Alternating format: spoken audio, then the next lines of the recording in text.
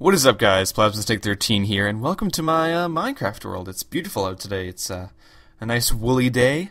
I've got my building up here, and I wanted to show you some redstone work before 1.8 came around. I haven't been making a lot of videos in Minecraft lately just because 1.8 is coming out soon, and that'll lead to lots of stuff, and I wanted to kind of wait until I came out. So I'm using the default texture pack today and teaching you guys about some redstone. So let me just show you a little contraption I made off of a Reddit forum that I found. I'll link it in the description down below, and you'll be able to give the credit to the proper owner of this contraption. So anyways, we walk into this room and you see it's got a nice checkerboard pattern here, white and green. We walk into this room over here and we got the green button and the red button, and well, let's see what happens when you press the red button. Oh my goodness, the floor has changed color. Wow-wee.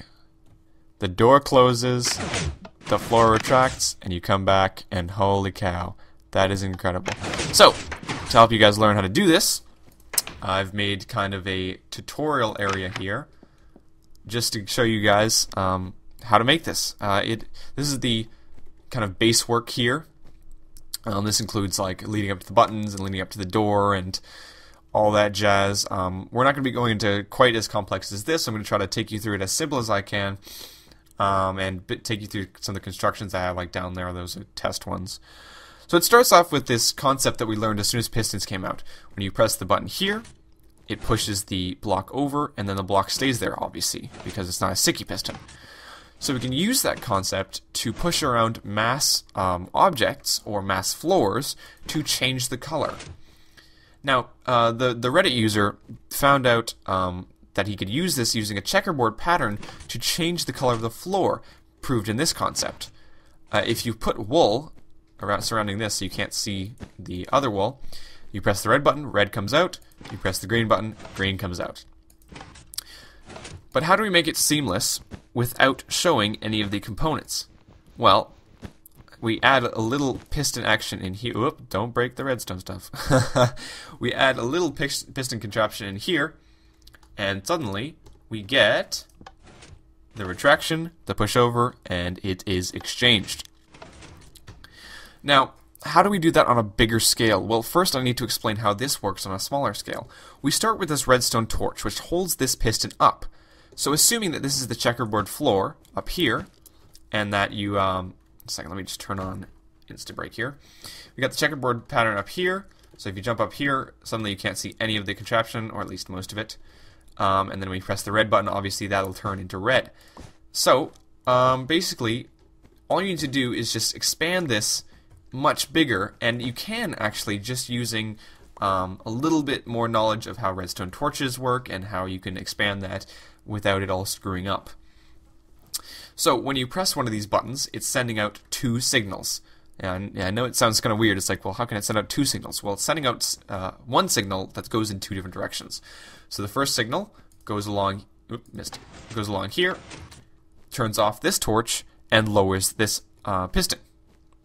The second signal comes along here, and after that piston is done lowering, it will activate this repeater, which will push this over and replace the block with a green block. And obviously if you press it when there's nothing there, nothing's going to happen.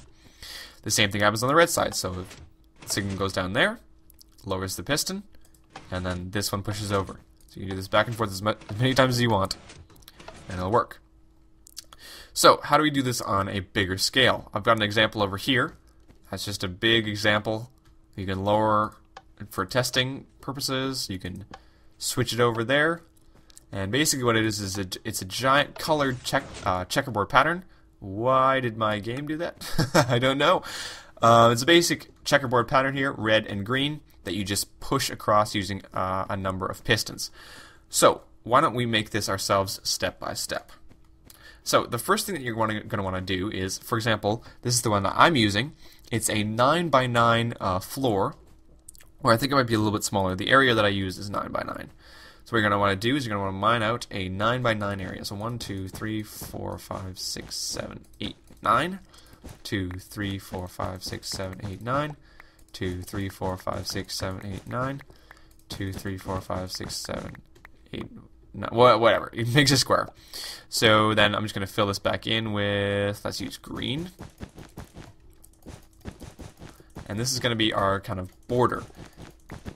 And it seems a little bit weird right now. Just bear with me for a second here. The first step that you got to do is you got to figure out how to place the torches so that they will affect the pistons and every single piston in a checkerboard pattern. Now you can't put torches in a checkerboard pattern under them because you need a way to turn off the torches. And if they're in a checkerboard pattern, you won't be able to reach the ones in the middle. So what I've done here is I've added these torches down here that activate redstone wire. You can't see the redstone. Let me see if I can fly up and show you. It's got redstone wire right here, right above it, that's being activated by that, but spreads out in 4 different directions. And that's happening in all these wood blocks. So that way you can access all of the pistons at once using one redstone torch for every 3 or 4 or however many it touches. And that way they can all be turned off so that the checkerboard floor can be lowered. So how do we get the perfect combination of that? Well, what you're going to want to do is you're going to want to start in one corner and just go 2 diagonal from there. So 1, 2, jump. 1, 2, diagonal, 1, 2. And then from each of these middle blocks, just go 1, 2, 1, 2, 1, 2, 1, and 2. And there you go. That is the pattern right there. You got 4 down the middle and 2 along the sides here, just using that 2 diagonal strategy. And what you'll have is you'll have the perfect placement for torches that now you can place the block of wood and redstone on.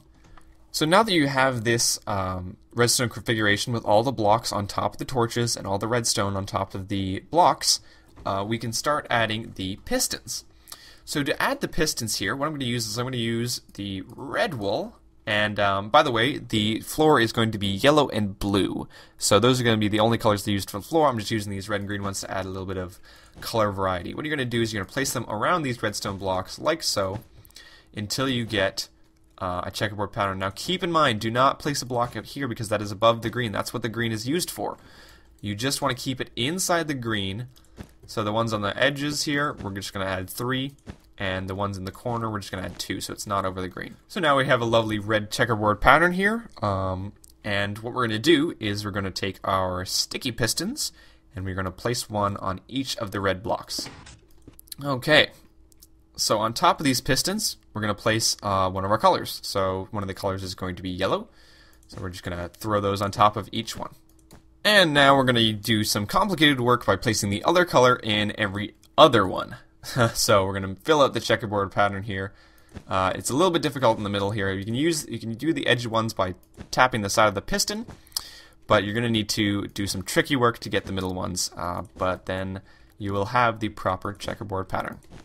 So once you're done that, what you're going to want to do is you're going to pick one side. So I'm going to have my input over here, like my buttons over here, which means that this is going to be my right, and this over here is going to be my left. So I'm going to pick my left. So what you're going to do is you're going to continue the checkerboard pattern. So making sure that it matches up correctly and it isn't copied there. And I'm going to explain why we're going to do that in just a minute. But first we are going to add the pistons in. Now the pistons are kind of difficult to put in because what they need to be is they need to be regular pistons facing in. So like, for example, to make this one I'm going to have to go 2 out and face it in like that. And this can be a little bit difficult to do, especially if you're not using any kind of flying mod or anything like that. You're really going to have to be precise on getting them in. But after you're done that, and remember to repeat on the other side, keeping in mind that you'll want to be 1 block farther away. Because remember, you built this side out a little bit, so they want to be the same relative to the other one, so you're going to have a gap on one of the sides that you didn't build out. So after you're done that, you've got the pistons all in place, and now you just need to, hook everything up, and it'll work fine as long as you hook it up correctly. So the first step is to hook up the up pistons, so they'll pull down so that all this stuff can be pushed over. So in order to do that, what you're going to want to do is you're going to want to turn off all these torches. To do that, what I recommend is to just start the redstone like here, And you got to make sure that the signal is going directly into the block.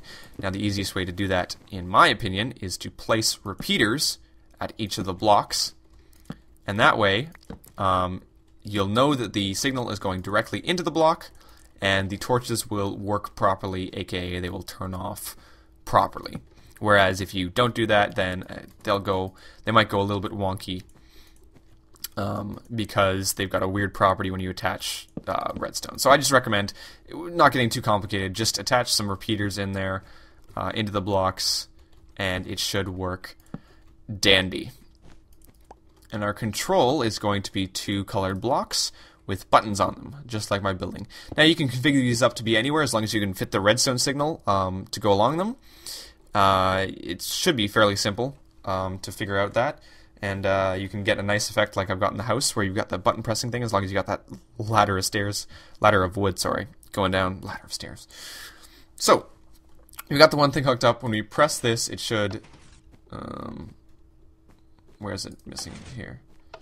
Okay, well, if we add a repeater here, it'll change everything. So, when we press this, all of them go off and all of them come back on, which gives us enough time to push them over.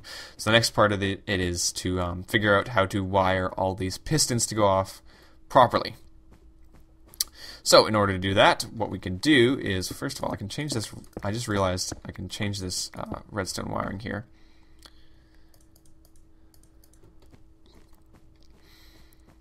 What we're going to do here is we're going to build out a little bit off of the pistons here.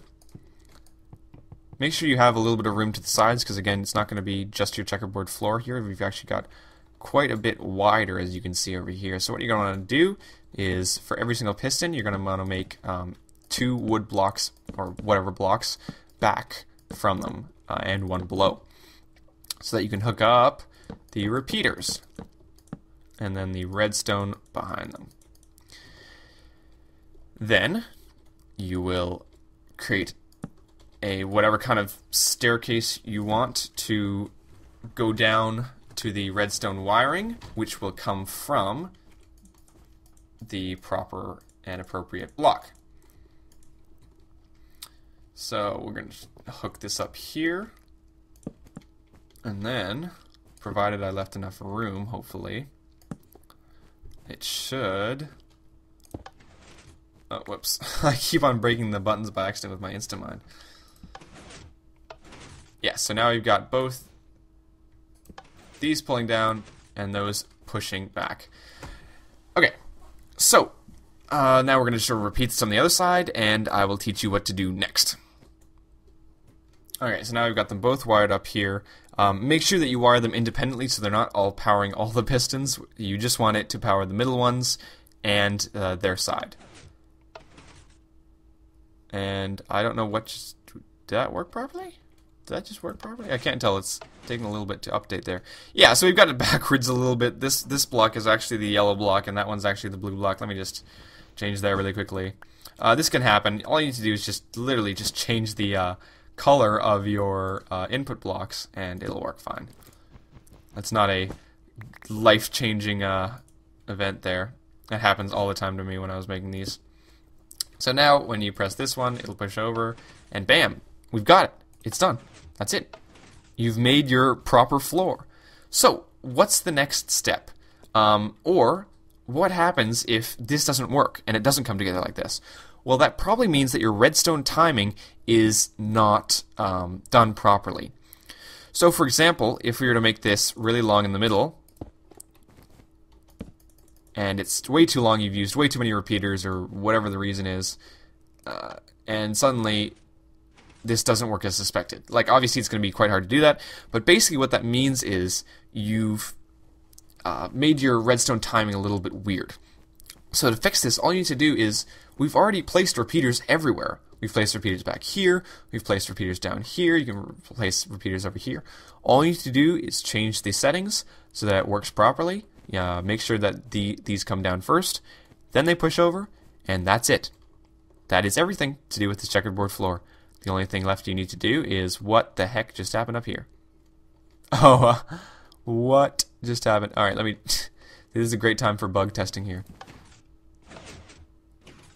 Yeah, see, this is exactly what happens if your timing is all off. You don't want that. You want this one to go down first, and then the other ones to follow suit. There we go. It's all blue now.